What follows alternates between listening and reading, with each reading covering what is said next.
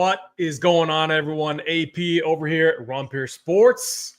We have Swing for the Fences. I'm here with my guy, Third and Schlong, or Bryce, as I call him, depending on the day. Schlong, what's going on, my man? How are you doing on this fine Sunday morning?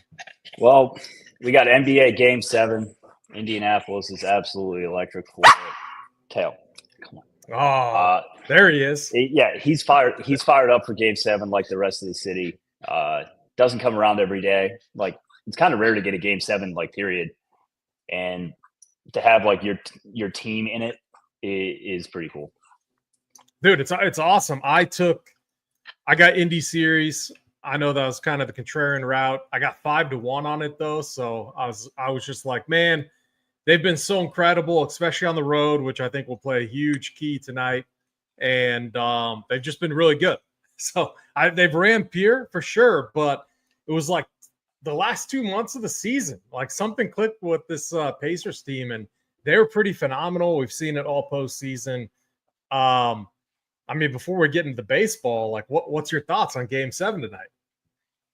I mean, if they play like they did last game, and obviously it's tough to replicate that.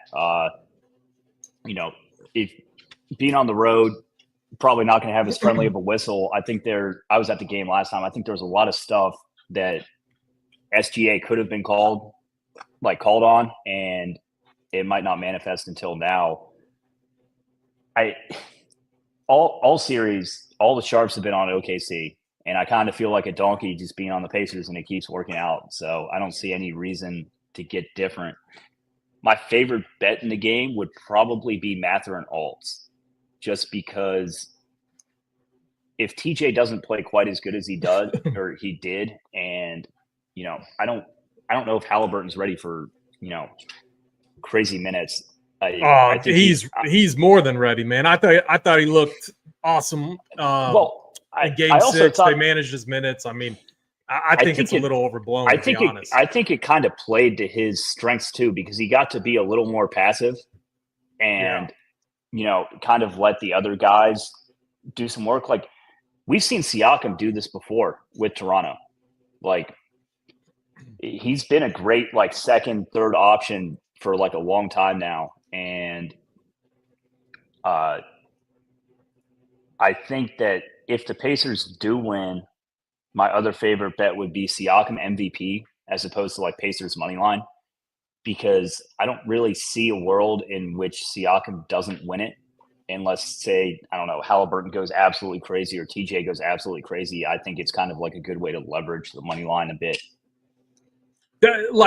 Is there any sympathy? Because I think we all agree that Halliburton got screwed for Eastern Finals conference, or whatever they call it, that Eastern Conference Finals MVP. Yeah, he was ready to walk up and accept the trophy, before it even happened. They gave it to Siakam.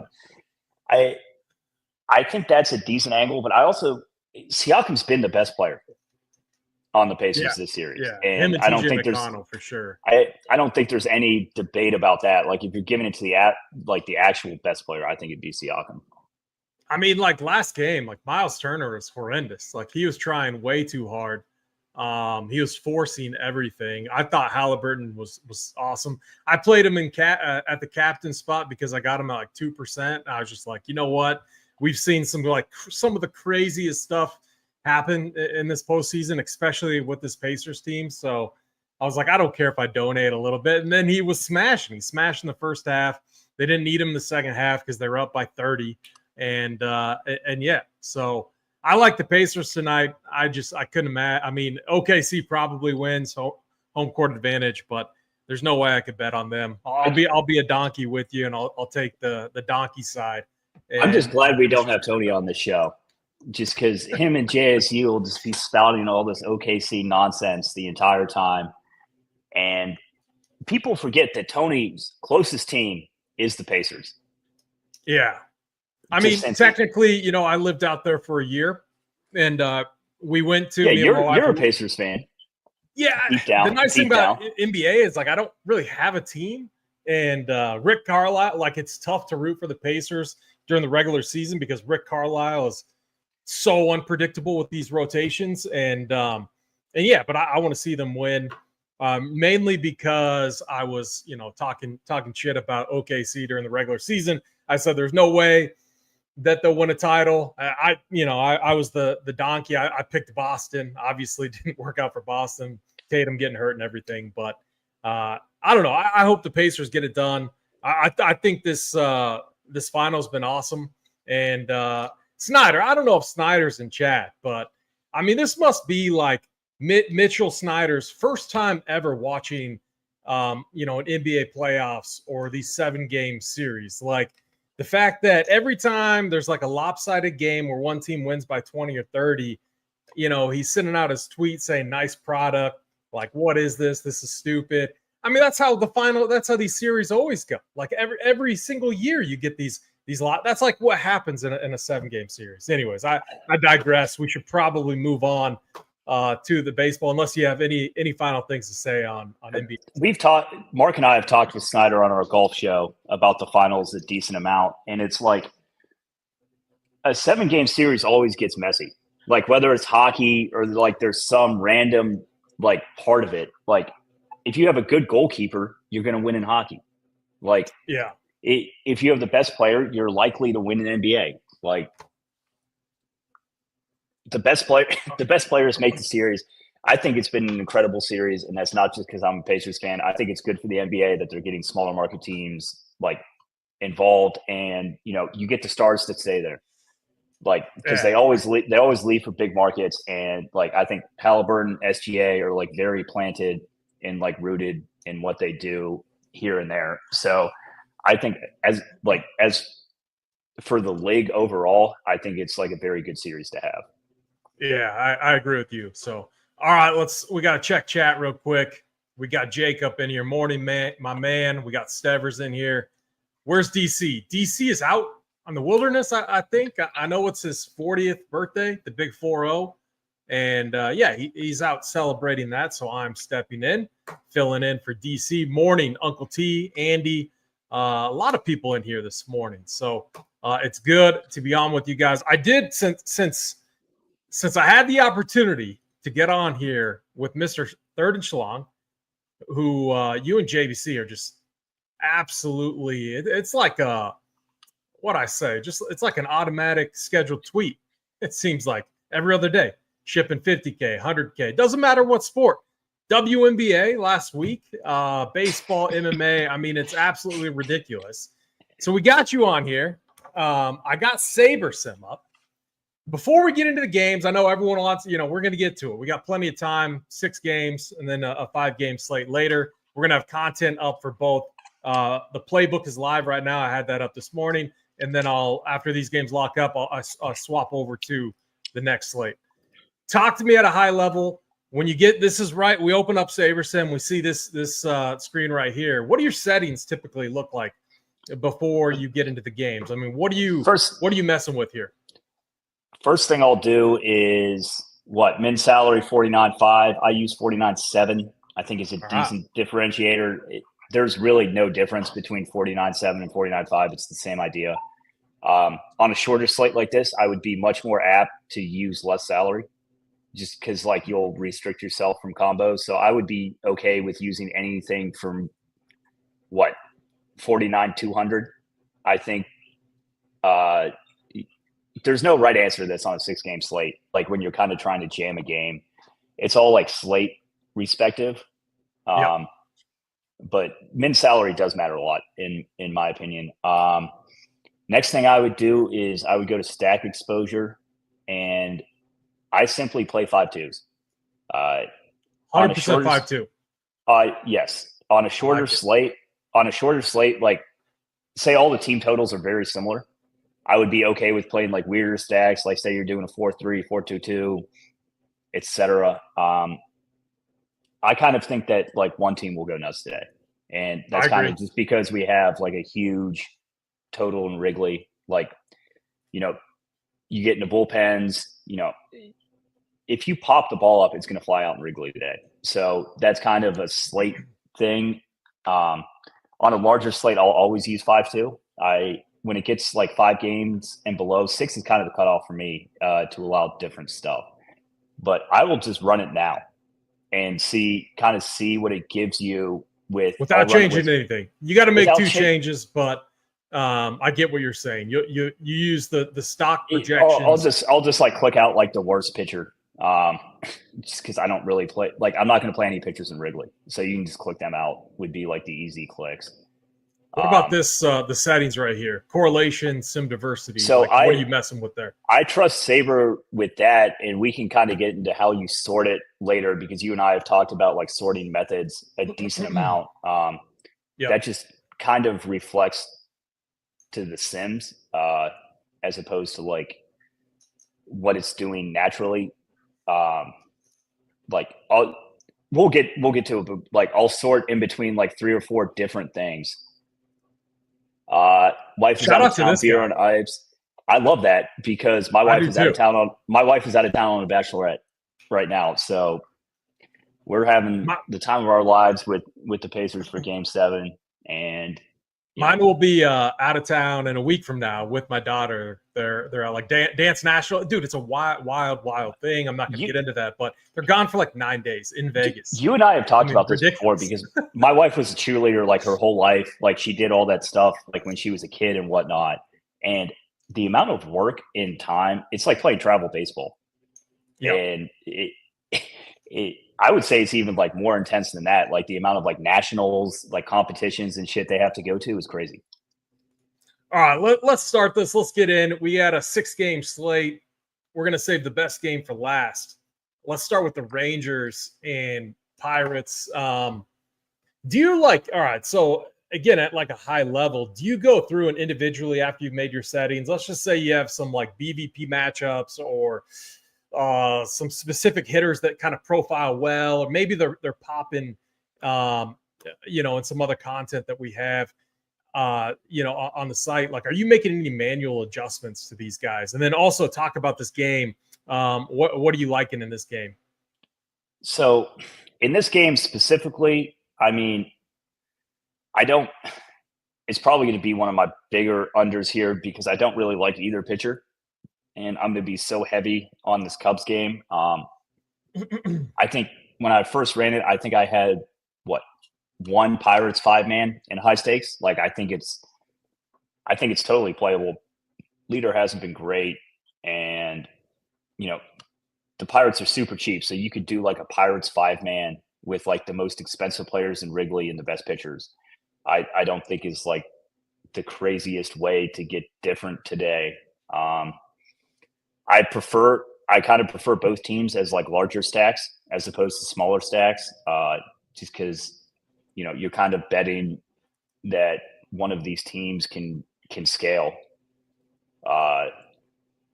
Don't really love either of these pitchers. Texas's upside has been kind of capped for me this year, just in general. My favorite way to play it would be Pirates 5-mans or O'Neill Cruz 1-offs. Yeah, against Jack Leiter. Is it Leiter leader? It doesn't really matter. I think it's Leiter. Wasn't his dad like a famous pitcher? I don't have his. I'm not great with baseball names, so. I'm the worst because whenever I watch it, the volume's usually off. So I mean, I just kind of have it on in the background. The thing about him, like he throws with a ton of velocity.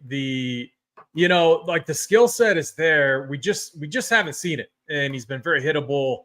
And when you think about that, you're throwing with such velocity and you're not missing many bats. I mean, that can spell a lot of trouble for you. So I do agree with that. I will say Bailey Falter, he's been quietly decent. Now, I worry a little bit about this matchup against the Rangers, but still, they've been cold. They've been really cold over the last month. Whenever I play them, they're terrible. If I play a pitcher against them, they usually wake up. That's typically how it goes. But Bailey Falter's been kind of decent, so I have him in my player pool.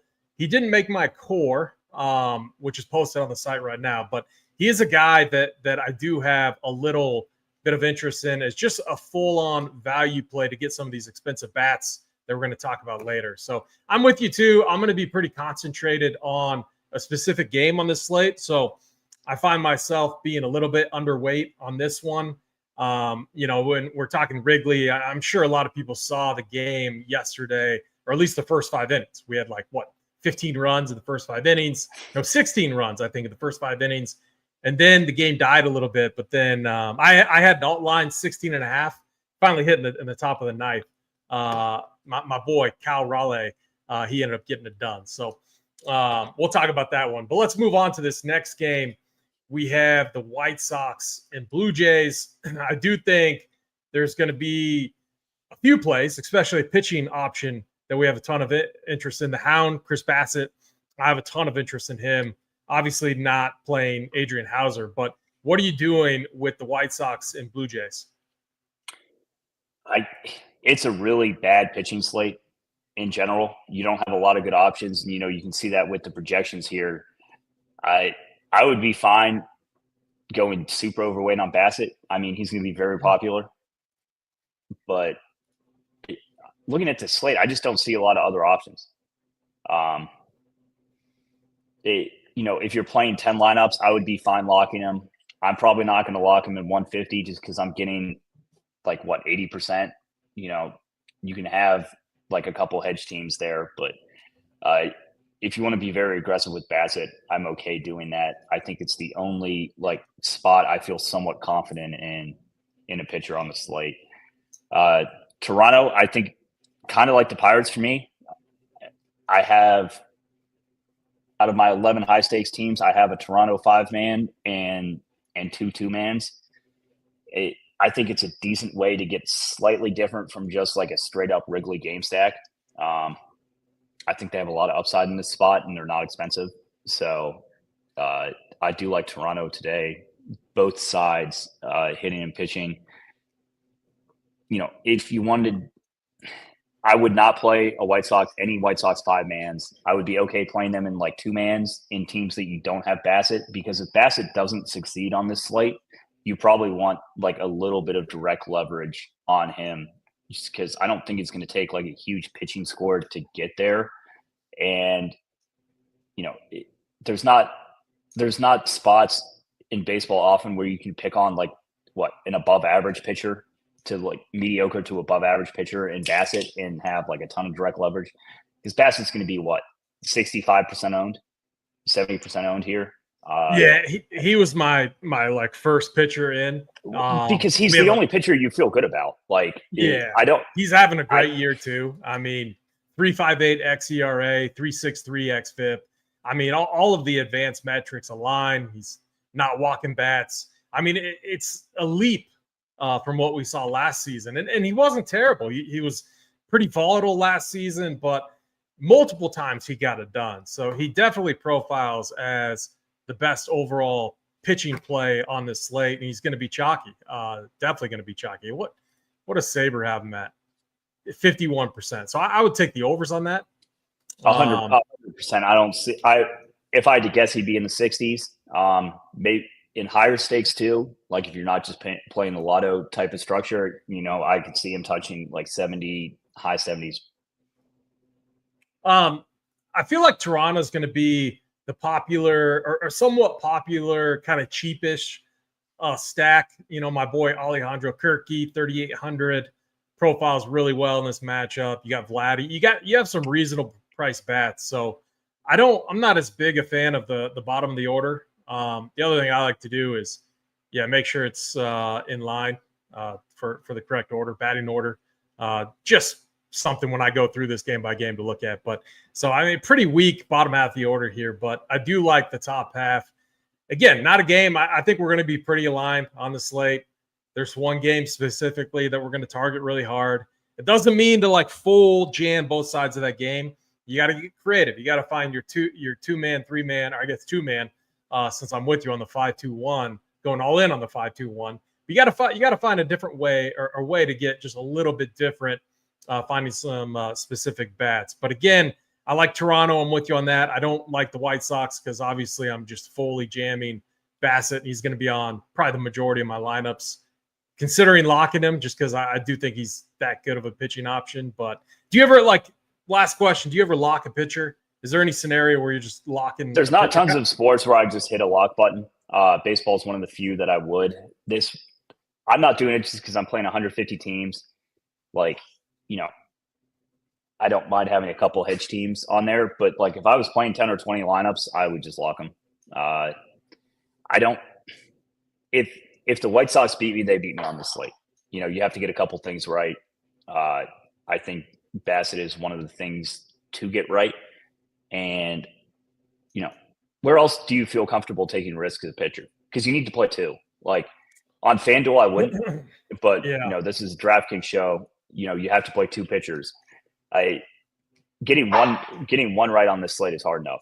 I would just kind of try and play the one angle. I would definitely be spread at the next one if you're locking one though, so you can get diverse enough. Yeah, let's move on to the next game. Another pitcher I like, the cheap pitcher, which will allow me to get the expensive bats. But Sandy Alcantara, he's been quietly better over his last 3 games, specifically over his last 2. I think he's looked pretty good. Now this Braves team a little bit better right now. I still think it's one that we can attack, especially for strikeout upside. But talk to me about Braves and Marlins. What are you doing with this one? I like Sandy in this matchup. 6,900. It's kind of hard to find pitchers on the slate. I don't love choosing pitchers that have like this high of a total against them, but it's one of the few hitting environments that's not great. I'm fine attacking him. Pretty aggressively at your second pitcher. Don't hate Bryce Elder either. Bryce Elder has had sneaky strikeout upside, compared to what you would think, like just for the name value of Bryce Elder. I would say he's one of the safer options behind Bassett. And, there's not like a lot of safe options. If I was playing cash, he would be my second pitcher. And I'll have those cores up on the site here very shortly. But, Yeah. No, I agree with you 100%. And are you playing any stacks in this one? I mean, by far the worst hitting environment, obviously in the Marlins park. Maybe Mateo likes these stacks. Maybe Mateo likes these stacks a little more than I do. I don't really click off stacks in Saber. If I was playing with less lineups, I would probably be a little more aggressive in terms of like how I played and just take a couple more chances. But I might end up. How many Brave stacks did I have here? Let me look at my 5-mans. I had 2 Brave stacks out of 150. So it's not something I'm eliminating, but if the Brave stack wins, it's going to be very hard for me to win with it. Yeah. The Marlins, I don't think I had any of. Just kind of all good. 2 5-man Brave stacks out of 100. I had two 5-man Brave stacks. Very minimal exposure. Yeah, I think I have 8. I have 8 2 to 3-man stacks here. So I would be fine playing them as 2-mans. I do think that both pitchers in this game come in kind of highly owned. So for leverage, I would probably prefer a small stack. I just think it's a little hard to scale in this game compared to Wrigley. So yeah, now with the Marlins lineup out, what? I forgot his name. Who's there? Augustine or something? Dude, Augustine Ramirez mashes the baseball. He's not in the lineup. That makes me like Bryce Elder even more. That dude destroys baseballs. His swing is really nice too. I mean, the Marlins, they're a team we can attack, but you got to watch this lineup. And when there's specific bats, especially like him, when he's out, I'm always bumping up the pitcher on the other side. So just seeing this lineup right now makes me like Bryce Elder even more. I'm not getting to any Marlins on this slate as well. Yeah. Any final thoughts on this one?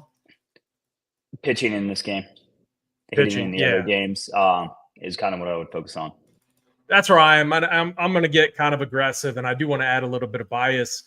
When it comes to pitching, I do like my projections to somewhat align with the RPS ones. I think Captain does a good job, and I'm not always on par with them. But usually I like to make sure that my pitching projections are within, a point or so of captains. So let's go to the Brewers and Twins.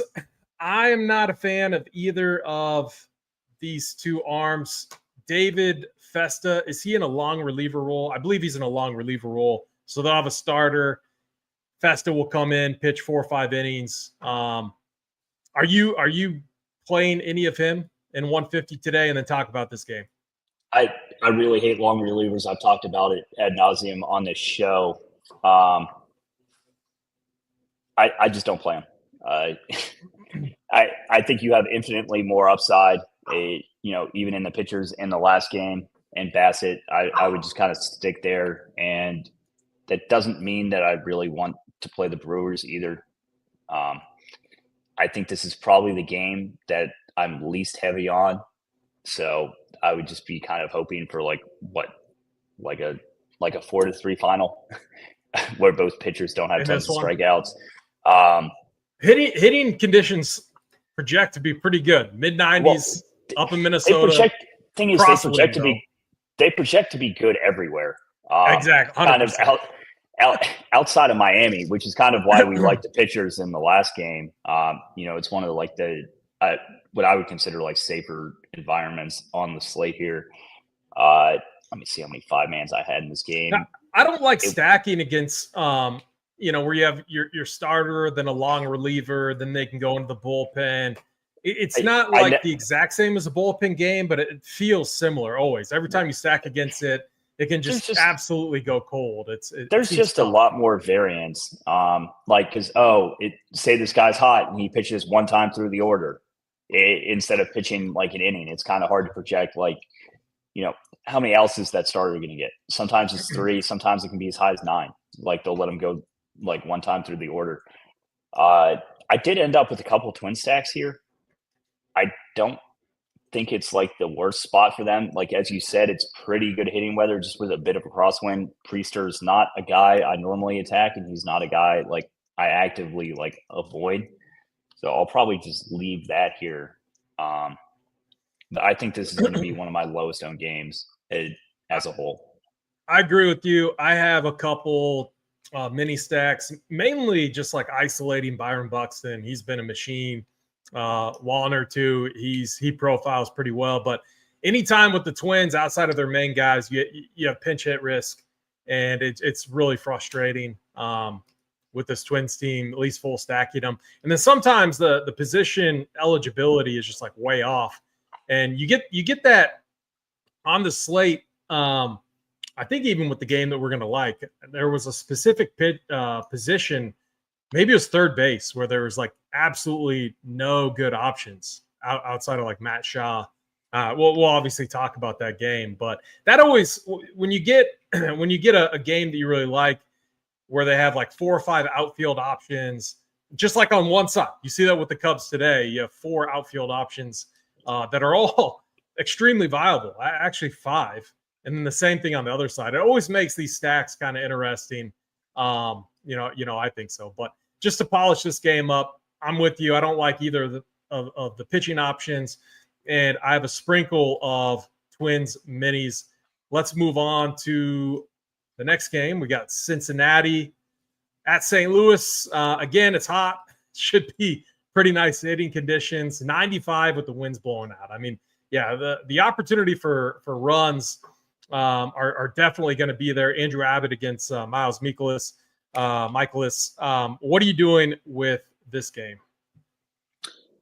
We've kind of been talking down hitters on the show. I've been kind of looking for excuses not to play them and to play pitching. And it's because these Midwest games with these elite hitting conditions kind of want to attack. I prefer Cincinnati in this game. I don't think I think Abbott has like a decent amount of upside here relative to the slate.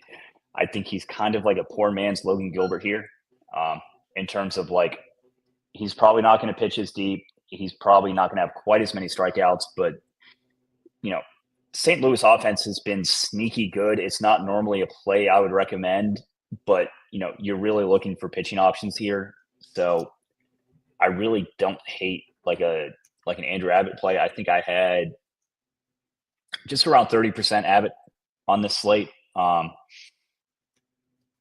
He has the strikeout upside to scale to kind of where, you could see him being optimal. Mikolas, I don't want anything to do with. I think he's absolutely atrocious. And I don't mind Cincinnati stacks on this slate as like a way to get a little bit different off of some of the Wrigley chalk that we'll get to here in a second. I don't think I'm going to get to a ton of them, but I do prefer the Cincinnati side of this game. It's still good hitting conditions in St. Louis. Like on most slates, this would be like a game that you would like really kind of want to attack, because I think that a lot of individual batters in this game have upside, but kind of prefer smaller stacks and Abbott. We'll get to the game that we really want to talk about here in a sec, but yeah, I don't want anything to do with Mikolas. Given his price, and he has had some quality outings. Now, again, there's a lot of bad, very high hard hit rate. He doesn't walk a lot of batters. And, whenever I see that, you have a low strikeout rate, which is what Mikolas has, 14.6% on the year, even dating back to last year, right around 16%. So well below league average. He doesn't walk many bats, though, but he has a high hard hit rate. This always tells me it's like, all right, a few things are going on here. Either he's getting shelled, and if he's not getting shelled, it's a ton of ground balls for outs. And, he's just surviving. He's getting through. So I left him in my pool. It's not like I'm trying to jam him in, but in MME formats, if I ended up with like 8 to right around where like Saber has his ownership, I'm fine with it. Are you Xing him out, or are you doing something like that? I think it's kind of a sprinkle. It's kind of hard to X out pitchers on the slate. Yeah, because pitching is so bad in my opinion. Say we had like a normal Sunday slate of like 12 games, I would just X them out.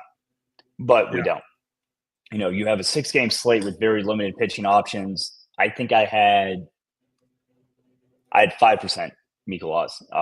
It's kind of like how you're attacking it. It's not like I'm going to click him out of my pool, but it's not a play I want to attack or recommend.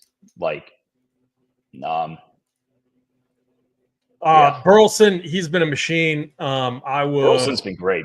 Yeah, this is where it's like, so one thing I do when I'm looking at stuff, if I just have a read on a guy or a guy who's heating up, and again, if you believe in, hot streaks or not, I tend to be on the side where I do. It doesn't mean I'm like auto jamming them in, but if I just see there's like a massive delta and where I think their projection should be, I'm going to manually bump it up. This might be a little too aggressive, but I want higher than where we have them at.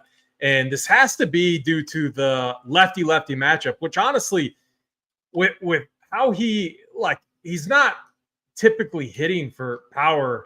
At least that's how we have seen that lately. 2 home runs last 3 games, but he's also smart. You'll see him just, try to hit one out there, get a double, single. And, that's where he's at right now. So Burleson, I definitely have interest in. Outside of that, I mean, this game's fine. I just think the next game we're going to talk about is significantly better.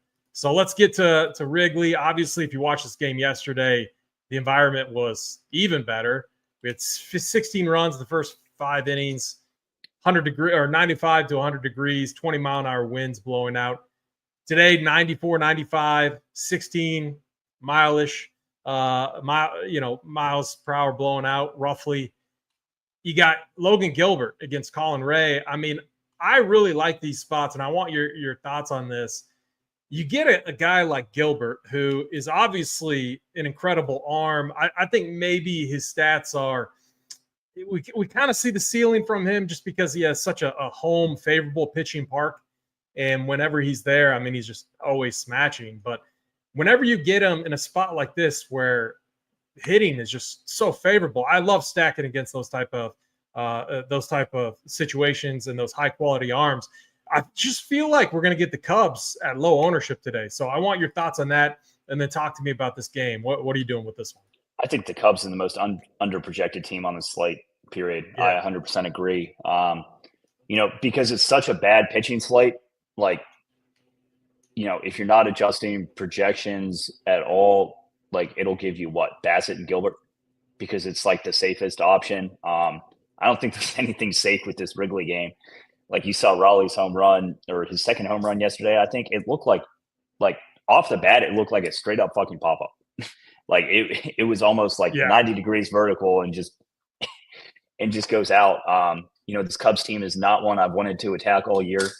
I almost always take pitcher talent over hitter talent, but this is one of the few spots where if it gets me different, like if these Cubs come in around 15%, I'm probably going to be 40% Cubs, 60% Seattle, something like I said in Discord earlier. I think the Cubs are the best team to attack on this slate, especially because you're going to get Gilbert at 30% here. To me, in a Wrigley win game, that's absolutely insane.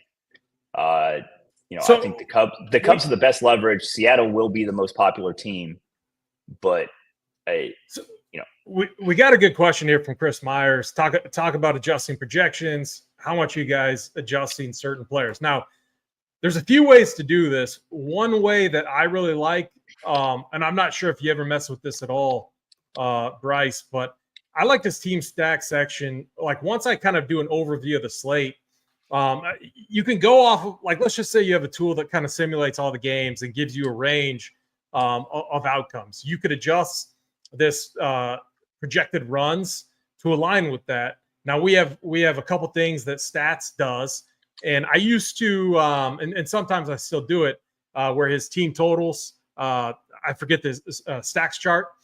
I'll have this align with his stack chart, like in the number. If I just want to like add my own bias, and I know that there's going to be a game that I'm just way over on, I'll manually bump this up. So like I'll crank this up like a full run. We'll do each side like a full run. So that, this is aggressive, but again, that's kind of what we want. And then what I'll do is just like maybe the games that I don't like. Obviously, I really like Chris Bassett, so let's take the White Sox down a half run. Then what you do down here, you apply the changes. So this is one way from a macro point of view to kind of adjust projections. There's a setting that you have to use. You go back here, you change this to SaberSim adjusted, and that's going to automatically adjust the hitting projections there. So that's one way to change and add bias to projections. What are you typically doing, though, to change hitting projections, Schlong? So, I get this question all the time. I'm more focused on getting the teams right as opposed to getting the specific, players right. So, like, say you have a file, and I don't know, you're over on Cal Riley compared to like what you would expect to be for Seattle. As long as I'm kind of hitting the team stacks, at the rate I want to, I'm willing to overlook like individual player projections. Baseball is such a random game. Like it's hard enough to project like what teams will do well. It's even hard to project what specific players will do well. I kind of try and focus in, like, say today, I think the most important positions here outside of pitcher are catcher and outfield, because there's a zillion outfielders you want to play, and there's only 3 spots. And, normally you don't have a lot of catchers that you want to play. But today you have Cal Riley, who is by far the best catcher and, one of the best players in baseball. So, like, if I was focusing in on specific players, I would kind of focus at a couple positions and let the others work itself out. And I would focus more on teams than players. I like that. I think that's really sharp, and it makes a lot of sense. So you're focused on making sure that your overall exposure in your portfolio, and when I say portfolio, I'm talking about your 150 builds in your pool, you're more focused on kind of, all right, what are my stack numbers? Who do I have the most of as far as 5.2s? Say in one run, I'll get Cal Riley at 60%. One, I'll get him at 40. Like, I'll choose the one that I like Seattle in more, or like I like my team exposures more, as opposed to getting like super OCD about like very individual plays. And like, I wouldn't really take that approach in other sports, like NBA. Like I'm not trying to stack the Cavs. Like, say, like their guards are out, like you're going to play Karis LeVert, and you're just going to, like, I'm much more worried about individual plays in other sports than I am in baseball. Baseball, to me, is more about getting your pitchers right, getting the team stacks right. And if you're doing that on a consistent basis, like the lineup combinations will work itself out in the end. Do you have a general philosophy when you have a situation just like this one today, 6-game slate, 6-7, that kind of range? You have one game that is just miles ahead of every other game. I always feel there's like two schools of thought. It's either you get all in way over, like we talk about Coors Field and, prior to what we've seen this year with like the A's when they're at home, the wind's blowing out, Wrigley as well. Are you on the side where it's like, hey, I know it's going to be owned. I know there's going to be a lot of ownership on it. I'm going to have more by just forcing it in. Or do you think there's value? I'll just hammer it. Okay. Because the other side of the argument is like, go ahead. Say, look at your first team here. Like, I would consider this hammering Wrigley, and you have no Cubs. Like, yeah, you have a 5-man stack, like 5-2-1. You kind of have a weird twin stack with it. Like Clemens is going to be 1%. I think 7's way too high. We talked about Buxton as a one-off. Like, this is stuff that Saber and optimizers, and Sims will give you that. Like, I would never make this team on my own. And I think that's kind of why it's good in baseball. And those are typically the teams that ship. Yeah. The teams that you'll still super over on Wrigley. Like, if Wrigley fails, this team will fail. Like, you have a 5-man Wrigley stat, but you don't have Cubs. You can see that right here. And this is, again, if you're playing 150, you can see your overall exposures. You can see now, all right. So like I went ahead and I created a pool of 5,000 builds. I want to talk about this because I think once we get to this section, this part right here, I think it's almost more important than everything else that we've already talked about, because this is like your step 3, we'll call it that. We're dialing in our final builds. We're making our final decisions. So like, what are you typically doing? We just made all of our builds. We can run the Sims. We can, talk me through it. To me, the first thing that pops out to me is Bailey Falter's ownership. Like 30% on him is kind of crazy high to me. I know we need a second pitcher here. There's a couple ways to do this. You can lower his projection. Real quick though, what are you sorting by? So this is kind of what I was talking about earlier. We can sort by Saber score. Which I like to do. I think it's pretty sharp. We can go down, and after your contest sims are done running, or kind of the other 2 metrics I'll use, I'll kind of flip in between ROI here. So if you sort by ROI or ROI standard deviation, you'll get different sorts, which will also. Do you like using the high stakes one? I thought I heard you say that at one point. I kind of like using the high stakes one because, to me, I think the Sims can get a little quirky and funky, when it's trying to beat like tons of things. So I'll kind of flip between the metrics and see what file I like the most. Like, there's no like hard and fast answer, because everyone's like, oh, what are you sorting by? I'll use Saber score, I'll use ROI, I'll use ROI standard deviation, are kind of the 3 that I'll use. And I will also flip up my uniques from probably 1 to 3 on this slate here.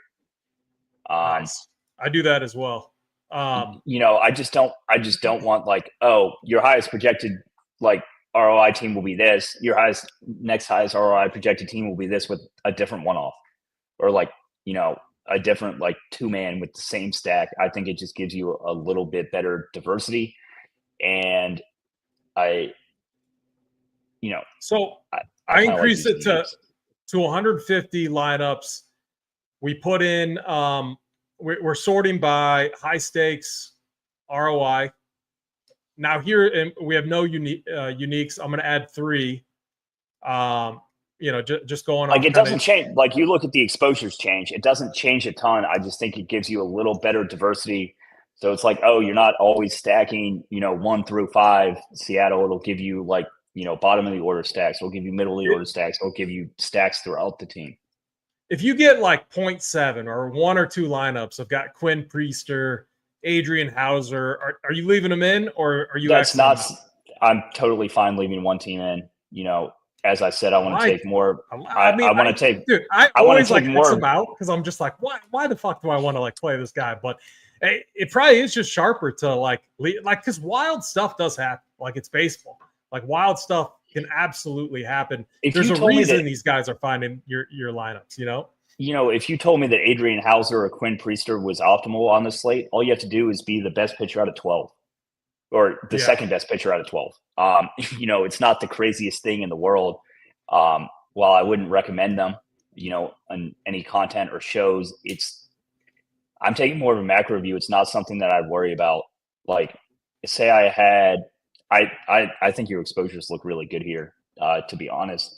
Like I would be more worried about Mikolas all the way up at 14 than I would about like one Quinn Priester team out of 150. I just think you're being like crazy OCD and, kind of limiting yourself in the diversity of your builds if you're eliminating stuff like that. Yeah. So like what I like here is I like that we're extremely overweight on Bassett. Now I'm not playing 150, but if I was, I would be fine with this. Yeah, I could just lock it. 100%. I like this exposure. You'll have 21 teams. I kind of suggested 20 earlier that wouldn't be Bassett. I think it will be, but it's not like a Chris Sale at home against the White Sox or like someone who's always, to me, underpriced and underprojected. 8,500 is definitely the best price. And, once again, if I was playing 10 teams, I'm fine hitting the lock button. If it makes it easier to make your teams, but I would be totally fine at anything over 70%. So two other things, just kind of from our analysis going game by game. We really like Bryce Elder, and I feel like 22% might not be enough. And I really like Sandy Alcantara. Not saying I want to go all in on him, but then I want to be under on Gilbert. So like something I would do is you could see I made just a very moderate bump up to both of those guys. And then I, very, very moderate bump down. And I didn't mess with anyone else. I did like a little bit of Bailey Falter, not a lot, but a little bit. I would apply, and then I would rerun the sim. Anytime you make a change, you want to rerun the sim, wait for it to get done. That's how I would make a change there. And then I would see what the new pool looks like. Is that something you do? Do you do it different? Do you just run with it? Do you put in your min and max? That's another way to do it. If you're too high on someone, you could force them in that way. What are you typically doing there to get the exposures that you want?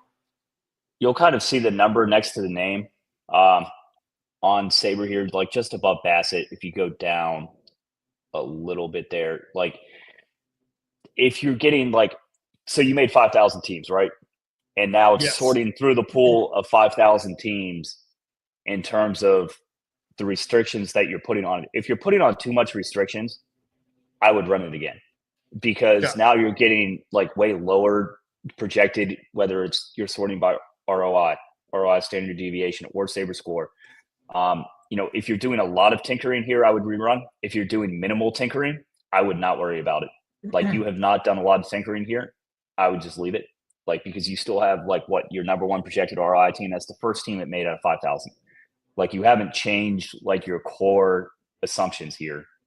You've just changed kind of a little bit of stuff here and there.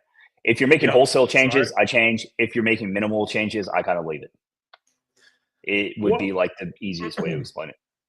So the next thing I typically do is I go to team stacks and I will five stacks is the most underrated thing you can do. You need the right 5 stack to win. Even if you're taking, I saw someone in chat earlier, even if you're taking a 0 and, it's never going to be perfect, but if you're getting the team that scores the most runs right, you're typically going to have a good slate.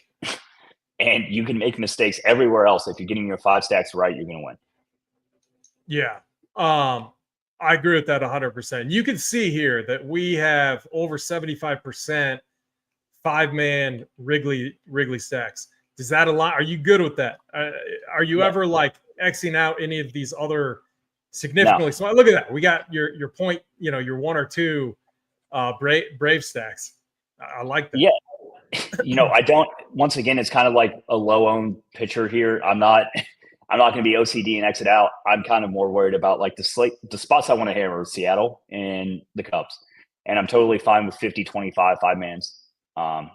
Going in, I kind of had 60-40, say you were going all in on that game, lower each by 10 to 15% because you wanted not cut off your diversity enough. Like say there's 10 runs from Seattle, you could see a 2-man get there from Seattle. Like say it's all one player hitting home runs. If the production is that concentrated, you could be totally right about them scoring the most runs, but they're not the right 5-man. Baseball is a crazy sport. I don't really click off of stuff. Like in other sports, I would absolutely hate it. It's like, oh, you're playing this guy in NBA, you're an idiot, etc.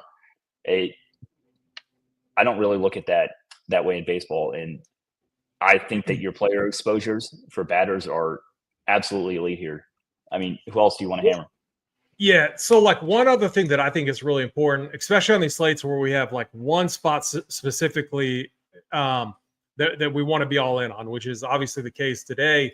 And if this is how you play, talking to, obviously the chat and the crowd, I would do this. I would go and I would look at your bats from each game. And I would just make sure that you have some exposure to every piece. If you're full jamming it. So what I ran into yesterday, now I didn't run 150. It was I ran 35 for the morning slate, and I was all in on this game. I had 100% 5-man stacks from either side of the Mariners and Cubs. I was getting and you see it again today. No, I had to manually adjust to get Ian Happen, and I was getting 3% of them, and so I put his floor as min in at 22, and so I ended up with 22% of Ian Happ. And again, even though I bumped him way up today, Saber just does not like our boy Ian Happ. And double dong yesterday, I believe. It's because he's cheap and he's going to be higher owned because he's cheap. Yeah. So it wants to play the weird stack of oh, you're going to play both $6,000 players when it's way harder to fit and make sacrifices elsewhere. Ian Happ would be one of my first clicks in cash. Yeah, 100%. So, it kind of wants to fade that. There's two schools of thought. There's two schools of thought here. It's baseball, it's super random. You should be slightly under on guys like that, but also the Cubs are your highest leverage situation. He's the leadoff hitter. Yeah. It's a spot that you want to attack. It's not like he's some dust ass leadoff hitter that's never going to hit a home run. He hit 2 yesterday. I kind of like this diversity here. You're getting a ton of Kyle Tucker because he's projected 1.3 higher than the next highest hitter, who's Pete Crow Armstrong and also very high priced. That's not something I would worry about here.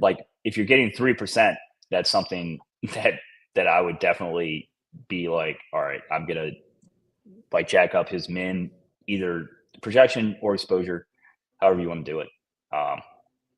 But yeah, it's kind of hammering this game. Your lowest owned hitters are Donovan Solano. Everyone else you have over 20%. I'm totally fine with that exposure. And we're not locking any bats here. We're over the field, which is what we want on both sides. We're way over on this game, which is what we want.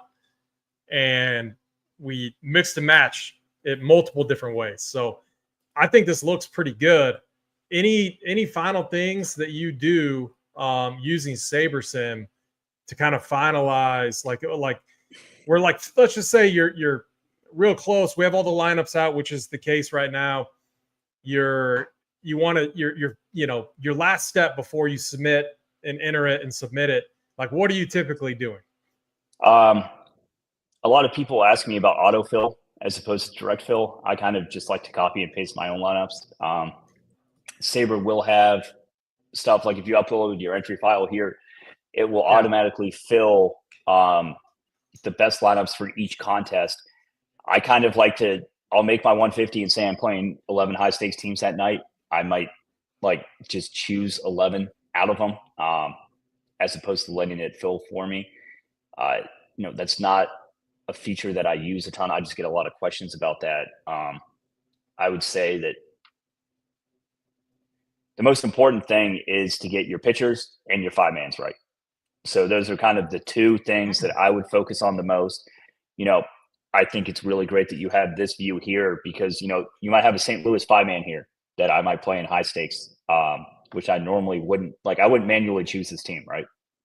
I love this team right here. I mean, Chris I like all of these teams. Elder. So I'll just kind of scroll through the teams and, top 11. Yeah. I would normally play, but I don't know, say it's giving you 11 Seattle stats. While I love Seattle, we have 45 to 50% Seattle stacks, maybe as high as 60. I wouldn't want more than, 6 or 7 out of 11 Seattle stacks in my high stakes distribution. And the bottom of the order guys, they're guys that can win you a tournament. I mean, if you just think about this lineup specifically right here, we know Ellie De La Cruz, he has 30-point upside. We've seen it. We know Kyle Tucker also has 30-point upside. If you get that scenario and then these scrubs in a game that we're way over on, they're still going to get minimal ownership. In this game, they're not going to get that much ownership at all. If they just get you enough, you're going to be significantly different, and you're going to have enough to get it done and to take you to the top of a. So I really like this build right here. I love wraparound stacks in general. Yeah. It's one of my favorite ways to get different and still have a ton of upside because you're taking the best players from the team and the worst. This is what you're makes single. You're also looking for what 5 or 6 at bats from a player. The more at bats you get, the better, obviously. And if your bottom of the order guys are getting their 4 at bats, that means the top of your order are getting their 5th. So I think wraparound stacks are one of the best ways to play it. Yeah. Okay. So I'm just sorry when I got the Saber screen up, I can't really see chat. So I'm just kind of catching up on chat right now too. But no, I like this portfolio. I think this looks really good. Let's wrap this up. Let's give our top 3 pitchers and then a home run call. Are you good with that? So who are your top 3 pitchers today? Bassett, Big Gap, Elder, and Alcantara.